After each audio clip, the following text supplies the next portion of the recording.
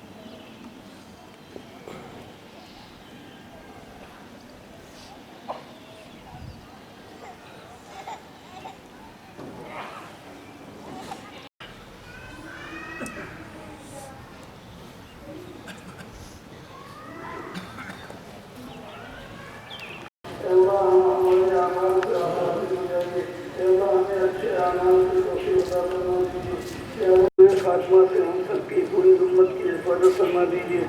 अल्लाह हम सबके जान की, माल की, इज्जत की, आबरू की, ईमान की, आमाल की हिफाजत फरमा। अल्लाह आफू का तरमान का मामला फरमा। अल्लाह आफियत का खैर का मामला फरमा।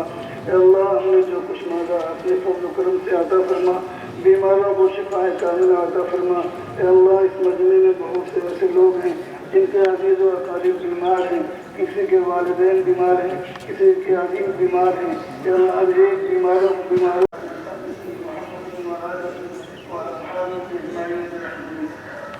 शहर कोतवाली, सिधारी, मुबारकपुर, लोहरा, अमिलो, जहानागंज, बढ़लगंज, जीनपुर, सगड़ी, बिलरियागंज, फूलपुर, निजामाबाद, सरायमीर, रानी की सराय, गंभीरपुर, दीदारगंज, अहरौला, असरौलिया, पवई, देवगांव, मेहनगर थाना क्षेत्रों में विशेष रूप से चौकसी रही।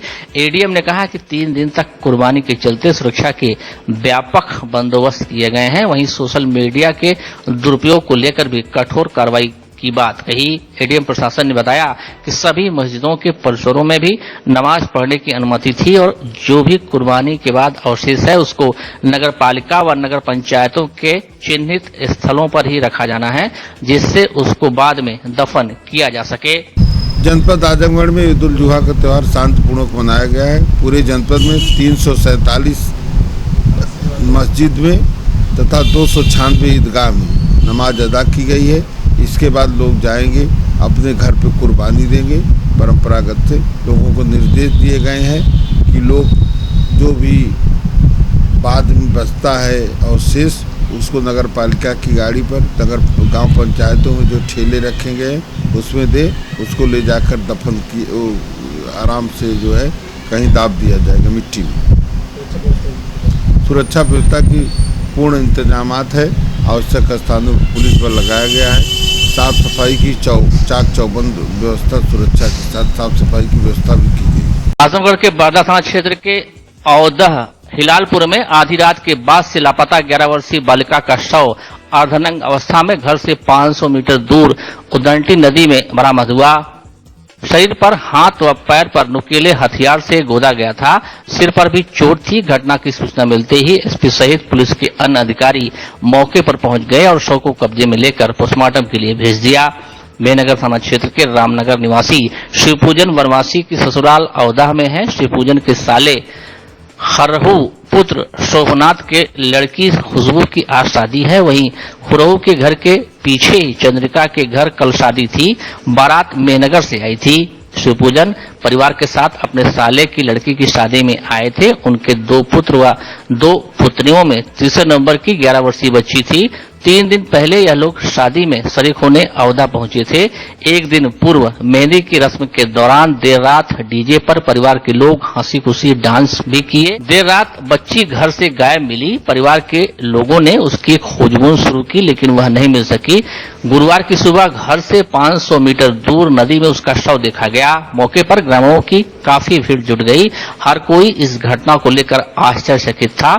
घटना की सूचना के बाद मौके पर SP Anurag R, Barda SO Vikas Chandra Pande, Devgaon कोतवाल गजानंद चौबे, एसओजी प्रभारी संजय सिंह, लालगंज सीओ मनोज रघुवंशी सहित फील्ड यूनिट व फॉरेंसिक टीम पहुंच गई। पुलिस टीम ने घर के सदस्यों के साथ थी। घर के पीछे कल रात में चंद्रिका के यहां आई बारात को लेकर भी पूछताछ की। इस दौरान पुलिस ने 5 लोगों को हिरासत में लिया और थाने ले गई। एसपी अनुराग आर ने बताया कि बालिका के शरीर पर नुकीली वस्तु चोट के निशान मिले हैं। फिलहाल उसके शव को पोस्टमार्टम के लिए भेजा जा रहा है। पोस्टमार्टम रिपोर्ट आने के बाद आगे की कार्रवाई की जाएगी। परिवार के द्वारा जो तहरीर दी जाएगी उसके आधार पर मुकदमा पंजीकृत किया जाएगा। घर के पीछे एक बारात भी आई थी। कुछ संदिग्ध लोगों को पूछताछ के लिए उठाया गया है। थाना बरदा अंतर्गत ग्राम हिलालपुर में आज एक 10 वर्षीय बच्ची की डेड बॉडी नहर के किनारे मिलने की सूचना प्राप्त हुई थी। सूचना पर तत्काल थाना प्रभारी एसएचओ बरदा, सीओ लालगंज और फील्ड यूनिट डॉग स्क्वाड के द्वारा मौका मुआयना किया गया है। मेरे द्वारा भी घटना स्थल निरीक्षण किया गया है। बॉडी को जब प्रथम दृष्टया देखा गया है तो उस पे 2 इंजरीज हाथ और पैर पे, बहुत पतली इंजरीज किसी नुकीली चीज की दिखाई दी है। मृत्यु का एग्जैक्ट कारण जानने के लिए बॉडी को पोस्टमार्टम के लिए भेजा जा रहा है। फील्ड यूनिट के द्वारा पूरा साक्ष्य संकलन किया गया है। जो भी तथ्य होंगे वो एविडेंस के आधार पर सामने आएंगे और परिवार वालों द्वारा जो भी तहरीर दी जाएगी उसके आधार पर एफआईआर पंजीकृत करते हुए आगे की कार्रवाई की जाएगी। यहाँ रात में कल एक बारात भी आई हुई थी जिससे कुछ संदिग्ध लोगों को पूछताछ के लिए थाने पे ले जाया जा रहा है। आपको जानकारी है? जानकारी हो तो क्यों जा दे सर। बच्ची कितनी वर्ष की थी? 9-10 कितना वर्ष की थी? 12 वर्ष की। तो बच्ची आपके पास कब तक थी? 3 बजे। 3 बजे तक आप बच्ची को देखी। 3 बजे के बाद हम सो गए। आप सो गई? हाँ। फिर इसके बाद में कैसा आपको मालूम पड़ा कि बच्ची के साथ ऐसा हादसा हुआ है? वो सुबह में सब उधर के सब गए लैट्रिन करने के लिए नदी पर। तब वही लोग सब देखने लगे तो हम भी गए देखने। तब मैं छीन लिया तो हम लोग लग गए ओके पकड़ के रोने लगे। आपको किसी के ऊपर शक है? आजमगढ़ के पवई थाना क्षेत्र के ढाका नरवारी गांव में ग्रामीणों की शिकायत पर धर्म परिवर्तन करा रहे 4 लोगों को मौके से पुलिस ने गिरफ्तार कर लिया है। इनमें से 1 पुरुष के अलावा 3 महिलाएं शामिल हैं। क्षेत्र के ढाका नरवारी गांव में धर्म परिवर्तन का खेल वर्षों से चल रहा था। बुधवार को क्षेत्र के ब्रजेश पांडे अपने साथियों के साथ ढाका नरवारी गांव पहुंचे। वहां उन्होंने देखा कि विजय बहादुर बिंद के घर के सामने टेंट लगा है और ध्वनि विस्तारक यंत्र के माध्यम से हिंदू धर्म के देवी देवताओं को गाली दी जा रही है और लोगों को ईसाई धर्म अपनाने के लिए प्रेरित किया जा रहा है। जब इन लोगों ने इसका विरोध किया तो विजय बहादुर अपनी बेटी पूनम और पत्नी शीला तथा गांव की एक अन्य महिला कुसुम के साथ एकजुट होकर विजेश पांडे से गाली गलौज शुरू कर दिया और घेर लिया। इसके बाद विजेश पांडे ने इसकी सूचना पवई थाना अध्यक्ष रमेश कुमार को दिया और वे पुलिस बल के साथ मौके पर पहुंचे। इन चारों लोगों को गिरफ्तार कर लिया गया। वादी ब्रजेश पांडे पुत्र अरविंद पांडे निवासी ग्राम सिकंदर पट्टी थाना पवई जनपद आजमगढ़ द्वारा थाने पर आकर लिखित तहरीर दिया गया कि ग्राम ढाका नरवारी थाना पवई जनपद आजमगढ़ में टेंट लगाकर बाहरी लोगों को बुलाकर बहला फुसलाकर व डराकर हिंदू धर्म से ईसाई धर्म में परिवर्तन कराया जा रहा है तथा हिंदू धर्म के देवी देवताओं को संगीत के माध्यम से अपमानित किया जा रहा है। वादी व अन्य लोगों द्वारा इसका विरोध करने पर गाली गलौज करते हुए अभद्र व्यवहार किया गया। इस मामले में मुकदमा दर्ज कर तत्काल प्रकरण को संज्ञान में लेते हुए उप निरीक्षक चंद्रशेखर मय हमराह द्वारा ढाका नरवारी थाना पवई पहुंचकर अभियुक्तों पूनम बिंद पुत्री विजय बहादुर बिंद निवासी ग्राम नरवारी थाना पवई, विजय बहादुर बिंद पुत्र स्वर्गीय नारायण बिंद निवासी ग्राम नरवारी, शीला बिंद पत्नी विजय बहादुर बिंद निवासी ग्राम नरवारी थाना पवई व कुमकुम उर्फ कुसुम बिंद पत्नी हीरालाल बिंद निवासी शाहपुर थाना जैतपुर जनपद अंबेडकर नगर को मौके से गिरफ्तार किया गया। गिरफ्तार अभियुक्तों के कब्जे से वाद्य यंत्र खजड़ी 2, झीका 2, झाल 1, ढोलक 1, बाइबिल बुक 2, आराधना गाना बुक 1, गाना लिखी कॉपी 1 सहित अन्य सामान बरामद हुआ। गिरफ्तार अभियुक्तों का चालान माननीय न्यायालय में किया गया। थाना क्षेत्र के नरवारी गांव में ढाका नरवारी गांव में कई सालों से धर्मांतरण का एक बड़ा रैकेट चल रहा था। वहाँ पूनम बिंद और विजय बहादुर बिंद द्वारा चलाया जा रहा था। एक बागीचा था, वहाँ पर टेंट वगैरह लगा करके बाकायदे कुछ वर्ष पूर्व भी यहाँ पर कार्रवाई हुई थी। पुलिस ने छापेमारी की लेकिन अभियुक्तों को छोड़ दिया था और इससे उनका मन और बढ़ गया और बड़े पैमाने पर इसको करने लगे। तो आज सूचना मिली, वहाँ ब्रजेश पांडे जी हैं, देवेंद्र सिंह जी हैं, ऐसे अपने तमाम कार्यकर्ता लोग हैं। उन लोग सूचना मिले, मौके पर लोग पहुँचे हैं, पुलिस को फ़ोन किए, पुलिस पहुँची और मौके से 4-5 लोग गिरफ्तार हुए हैं उसमें और मुकदमा भी दर्ज किया गया है। धर्म परिवर्तन की धाराएँ लगाई गई हैं और वहाँ पर झाड़ फूँक और तंत्र मंत्र वीडियो जैसा कि आया उसमें दिख रहा है। तंत्र मंत्र झाड़ फूँक के नाम पर वहाँ पर हिंदू जितने थे उनका धर्मांतरण कराया जा रहा था। तो ईसाई मिशनरियाँ काफ़ी तेज़ी से आजमगढ़ में सक्रिय हैं और इन पर लगाम लगाने के लिए आजमगढ़ प्रशासन और विश्व हिंदू परिषद बजरंग दल के कार्यकर्ता लगे हुए हैं। अभी इन लोगों ने हाल ही में हाई कोर्ट में भी याचिका दायर किया है। एक द ग्लोरी ऑफ गॉड नाम की संस्था ईसाई मिशनरी है और इन्होंने हाई कोर्ट में कहा है कि आजमगढ़ में हमको काम नहीं करने दिया जाए, प्रार्थना सभाओं को रोका जा रहा है।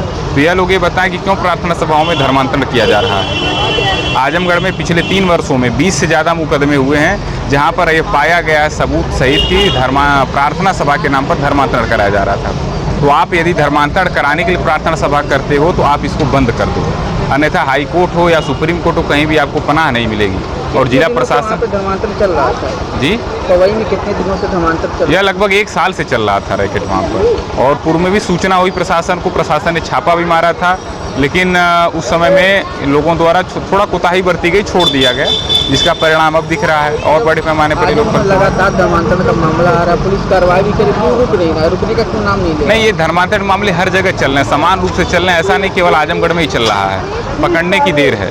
जहाँ की जनता जागरूक है वहाँ पर लोग पकड़ रहे हैं, जहाँ पर कम सक्रियता है वहाँ पर लोग कम पकड़ रहे हैं। तो आजमगढ़ की जनता थोड़ा इस मामले में ज़्यादा सक्रिय है, इसलिए यहाँ पर ज़्यादा ऐसे मामले पकड़े जा रहे हैं। आजमगढ़ के पवई थाने में आकर एक ब्रजेश पांडे नाम के व्यक्ति ने सूचना दी कि पवई थाना अंतर्गत ही एक ग्राम ढाका नरवारी है जहाँ पर काफ़ी दिनों से लोग हिंदुओं को धर्म परिवर्तित करके ईसाई बना रहे हैं और आज भी वो एक खेत में कनात लगाकर ये धर्म परिवर्तन की कार्रवाई कर रहे हैं। इस पर थाने की पुलिस मौके पर गई, मौके पर कनात लगाकर ये पाया गया कि कुछ लोग हिंदू देवी देवताओं को गालियां दे रहे हैं या उनको अपमानित करने वाले शब्दों का प्रयोग कर रहे हैं, जिसके आधार पर वहाँ पर 4 लोगों को गिरफ्तार किया गया, जिनके नाम पूनम, विजय बहादुर, शीला और कुसुम है।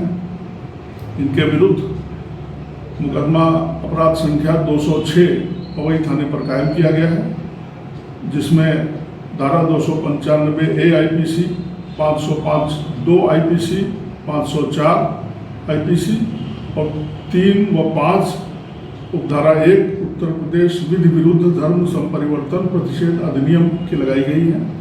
विवेचना की जा रही है। विवेचना के आधार पर आगे कार्रवाई की जाएगी। इन 4 लोगों की गिरफ्तारी की गई है। आजमगढ़ में गुरुवार को जहां बरदा थाना क्षेत्र में बालिका का हत्या किया हुआ शव मिला, तो इसी थाना क्षेत्र से सटे दीदारगंज थाने के लालपुर जोखू गांव के सिवान में एक गड्ढे में कांच से ढका शव मिलने से इलाके में सनसनी फैल गई। चरवाहों की सूचना पर मौके पर पहुंची पुलिस ने शव का शिनाख्त कराने का प्रयास किया, लेकिन शिनाख्त न होने पर पोस्टमार्टम के लिए भेज दिया। दीदारगंज थाना क्षेत्र के लालपुर जोखू गांव में गुरुवार को भैंस को लेकर चरवाहे गांव के सिवान में गए थे। इसी दौरान सिवान में एक स्थान से दुर्गंध आती देख चरवाहे वहां पहुंचे तो कांच के ढेर से नीचे गड्ढे में पड़ा हुआ युवक का शव देख शोर मचाते हुए वहां से भागे। ग्राम प्रधान ने पुलिस को सूचना दी। सूचना के बाद मौके पर पहुंची पुलिस ने शव को कब्जे में लेकर पोस्टमार्टम के लिए भेज दिया। सीओ अनिल कुमार ने बताया कि अज्ञात युवक का शव गड्ढे में मिला है। शव देखने से प्रतीत हो रहा है कि 5-6 दिन पुराना है। शव को पोस्टमार्टम के लिए भेजा जा रहा है। पुलिस शव की शिनाख्त के साथ घटना की छानबीन में जुटी है। अब ये जो है थाना दीदारगंज के अंतर्गत गांव लालपुर जोखू पड़ता है। इसी गांव की क्षेत्र में जो है नहर के किनारे एक व्यक्ति अज्ञात डेड बॉडी मिली है और क्योंकि उसकी जो है शव जो है ऐसा प्रतीत हो रहा है कि 4-5 दिन पुरानी है और उसमें काफ़ी कीड़े पड़ गए हैं, जिससे जो है कुछ शिनाख्त नहीं हो पा रही है। आसपास के गाँव वालों को काफ़ी संख्या में लोगों को बुलाया गया, लेकिन अभी शिनाख्त नहीं हो पाई है और उचित कार्रवाई की जाएगी, पोस्टमार्टम कराया जाएगा। चंद्रशेखर आजाद पर देवबंद में हुए हमले को लेकर जनपद के जिला कलेक्ट्रेट पर सैकड़ों की संख्या में भीम आर्मी और आजाद समाज पार्टी के कार्यकर्ताओं ने इकट्ठा होकर जिला प्रशासन के माध्यम से अपना ज्ञापन राज्यपाल के नाम सौंपा। उन्होंने चंद्रशेखर आजाद को जेड श्रेणी की सुरक्षा उपलब्ध कराए जाने की मांग की। भीम आर्मी के नेताओं ने राष्ट्रीय अध्यक्ष को सुरक्षा मुहैया कराने की मांग को लेकर जिला अध्यक्ष के माध्यम से जेल प्रशासन को ज्ञापन सौंपा। महामहिम राज्यपाल के नाम भेजा गया। भीम आर्मी के राष्ट्रीय अध्यक्ष को कार सवार बदमाशों द्वारा गोली मारकर घायल कर दिया गया है। पार्टी के लोगों ने जेट सुरक्षा देने की मांग की। इस दौरान आजाद समाज पार्टी की जिला अध्यक्ष AK आनंद ने सरकार पर आरोप लगाते हुए कहा कि जानबूझकर सरकार ये चाहती है कि चंद्रशेखर की हत्या करा दी जाए और अगर इस मामले की CBI जांच हो तो सच्चाई का पता चल सकेगा। राज्यपाल के नाम भेजे गए ज्ञापन में उन्होंने मांग की कि राष्ट्रीय अध्यक्ष को जेड श्रेणी की सुरक्षा प्रदान की जाए, क्योंकि इसके पहले 20 जनवरी 2023 को मुजफ्फरनगर में पहले भी उन पर हमला हुआ था। इसके साथ ही हमलावरों को तत्काल गिरफ्तार किया जाए। सहारनपुर के देवबंद में हमारे माननीय राष्ट्रीय अध्यक्ष जी पे कायरतापूर्ण हमला हुआ है। उसी के संबंध में आज ये धरना प्रदर्शन और ज्ञापन कार्यक्रम था और हमारी जो प्रमुख मांग पहले से भी रही है आजाद समाज पार्टी की और भीम आर्मी की कि हमारे माननीय राष्ट्रीय अध्यक्ष जी को जेड श्रेणी की सुरक्षा दी जाए। वो चूँकि ऐसे वर्ग का रिप्रेजेंटेशन करते हैं जो वंचित वर्ग है और वंचित वर्ग की आवाज़ को दबाने के लिए उनके ऊपर लगातार हमले पहले भी हुए हैं और कल भी भीषण हमला हुआ, 4 राउंड फायरिंग हुई और उनको गोली लगते लगते बच गई। समझ लीजिए कि पूरे कुदरत की देन है कि वो बच गए, लेकिन आगे किसी भी प्रकार से सुरक्षा में चूक ना हो, इसलिए हम सरकार से और प्रशासन से भी ये मांग करते हैं कि उन्हें जेड श्रेणी की सुरक्षा दी जाए। उसके साथ साथ जो भी दोषी हैं उनको उनके ऊपर कार्रवाई की जाए और पूरे जो घटनाक्रम है, जो साजिश है, उसका पर्दाफाश किया जाए कि कौन लोग इसमें संलिप्त थे, कितने लोग इसमें संलिप्त थे और किस प्रकार के लोग यहाँ ऐसे कुकृत्य करने के लिए किए हैं और किनका षड्यंत्र। देखिए, अगर जो है हिरासत में लिया गया है तो ये अच्छी बात है। पुलिस त्वरित कार्रवाई करे और जो असली दोषी हैं, क्योंकि सिर्फ गोली मारने वाला ही दोषी नहीं होता है, पूरा षड्यंत्र करने वाले लोग भी दोषी होते हैं। तो ये पूरा नेक्सस जो है उस पे उसको चिन्हित करके, उसको समझ के और उसका खुलासा करके सभी दोषियों पे कार्रवाई। राजकीय पक्षी सारस की घटती संख्या पर international union for conservation of nature ने चिंता जाहिर की है। तब कहीं जाकर दलदली भूमि वाले क्षेत्रों में पाए जाने वाले उड़ने वाले विशालकाय पक्षी सारस की गणना का निर्णय लिया गया। अभियान चलाकर 2 दिन होने वाली गणना शुरू हो गई है। गणना में सारस की फोटोग्राफ के साथ स्थल को भी चिन्हित किया जाएगा। राजकीय पक्षी सारस को संरक्षित किए जाने के लिए सामाजिक वानिकी वन एवं वन्य जीव विभाग के माध्यम से यह काम कराया जा रहा है। वैश्विक स्तर पर सारस की घटती संख्या पर IUCN ने चिंता जताते हुए सारस को वर्तमान में संकटग्रस्त प्रजाति घोषित किया है। जारी रिपोर्ट में कहा गया है कि भारत में अधिसंख्य में पाए जाने वाले राजकीय पक्षी सारस के संरक्षण पर विशेष ध्यान देने की आवश्यकता है। इसी क्रम में जनपद आजमगढ़ के वन विभाग द्वारा 2 दिन 26 और 27 जून को सारस पक्षी की गणना का कार्य किया गया। जिले में जितने झील, तालाब, पोखरे हैं उनके किनारे सुबह 6 से 8 बजे तक तथा शाम को 4 बजे से 6 बजे के बीच में सारस पक्षी की गणना कराई गई, जहां उस पक्षी को लोकेट कर फोटो खिंचवाने के लिए कहा गया। वन विभाग के प्रभागी निदेशक ने बताया कि जहां 1 दिन पूर्व सर्वे कराया गया लेकिन एक भी सारस पक्षी नहीं मिला। बताया कि इस सर्वेक्षण में 30 टीमों के प्रत्येक टीम में 12 लोग लगाए गए, जिसमें 2-2 कर्मचारी और 10-10 वॉलेंटियर शामिल हैं। जहां पूरे जनपद के बड़ी झील तालाब में ताल सलोना, मेहनगर के आमक झील समेत कई जगह सर्वेक्षण के कार्य किए जा रहे हैं। 26 और 27 जून को पूरे प्रदेश में सारस पक्षी जो कि राज्य पक्षी भी है उसकी गणना का कार्य कराया जा रहा है। हमारे जनपद में भी आजमगढ़ जनपद में जितने झील और तालाब, पोखरे इस तरह के हैं उनके किनारे सुबह 6 बजे से 8 बजे और शाम को 4 बजे से 6 बजे के बीच में सारस पक्षी का गणना कार्य कराया जा रहा है। ये देखा जा रहा है कि सारस पक्षी अगर हो तो उसकी फ़ोटो भी खींचा जाए और उसको लोकेट किया जाए। अभी सुबह वाली गणना कराई गई है, उसमें सारस पक्षी कोई मिला नहीं, अपने जनपद में कम है या संख्या न के बराबर है, लेकिन फिर भी पूरा सर्वेक्षण कराया जा रहा है जिससे कि यदि हमारे यहाँ सारस पक्षी हो तो उसका हम लोग संरक्षण कर सकें। कितने टीमें लगाए गए सर? कितने कर्मचारी लगाए गए सर? करीब 30 टीमें लगाए गए हैं। हर टीम में 2-2 कर्मचारी हैं, साथ साथ उनके 10-10 वॉलंटियर हैं जो गांव के वॉलंटियर्स दिए गए हैं। तो एक टीम में 12 लोग हैं। तो इस तरह से पूरे जनपद में जो भी बड़े झील हैं, तालाब हैं, जैसे आपके ये ताल सलोना हो गया और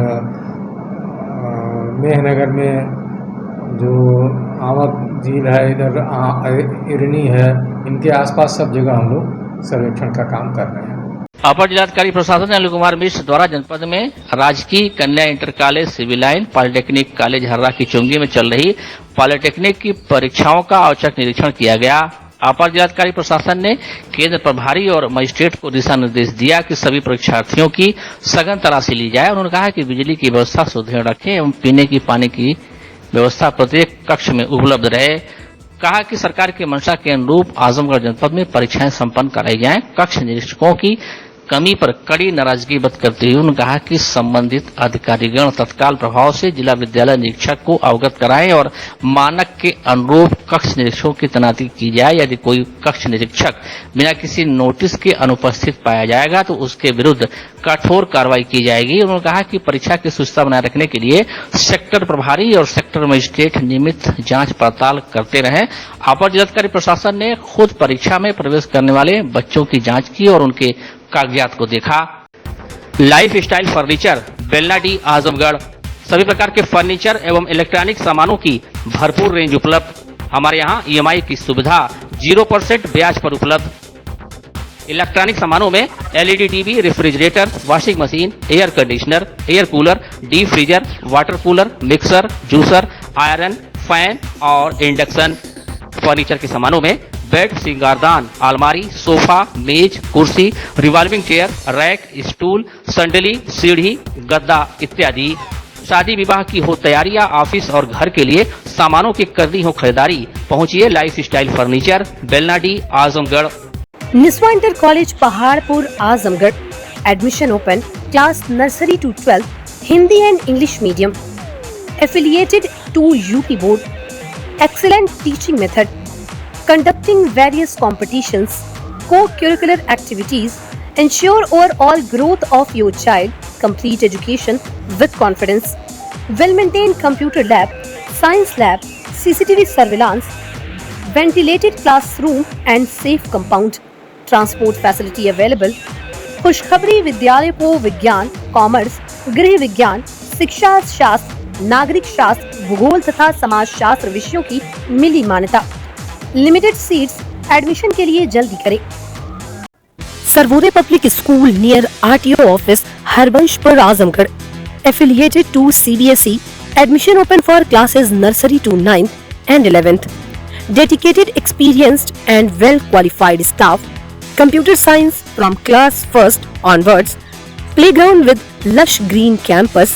Yoga, art and craft, drawing, music, dance classes. Separate composite laboratories. Separate classes for girls. Well-stocked library.